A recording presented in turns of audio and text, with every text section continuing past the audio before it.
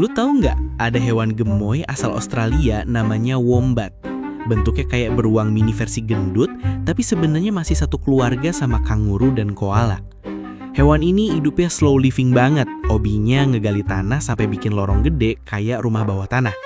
Nah, yang bikin wombat terkenal tuh kotorannya.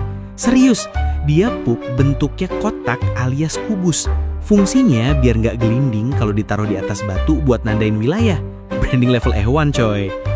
Terus, meski kelihatan imut, wombat punya pantat sekeras tameng. Kalau ada predator ngejar, dia kabur ke lorong, pantatnya dijadiin pintu. Bayangin, predator gigit pantatnya malah mental sendiri. Jadi intinya, wombat itu gemoy, chill, tapi punya survival skill unik.